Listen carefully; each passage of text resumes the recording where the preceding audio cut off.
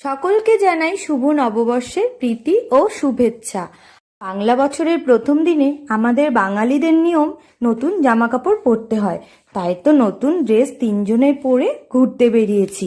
ব্রিজের এই পার দিয়ে একটু ঘুরে নিলাম, তারপরে ভুরিভোজ করতে চলে এলাম একটা রেস্টুরেন্টে। শুনেছি নাকি বছরের প্রথম দিনটা ভালো কাটলে সারা বছরটাই নাকি ভালোই কাটে। রেস্টুরেন্টে খাবার অর্ডার করার পর বসে থাকতে বড্ড বিরক্ত লাগে। এই যে খাবার দিতে এতটাই সময় নেয়, যার জন্য কিছু ফটো তুলে নিলাম। যাই হোক, খাবারগুলো আমাদের এসে গেছে, এবারে খাওয়া দাওয়া শুরু করি চলুন। খাওয়া দাওয়া করার পরে আমরা ঠাকুর দেখতে চলে এসেছি।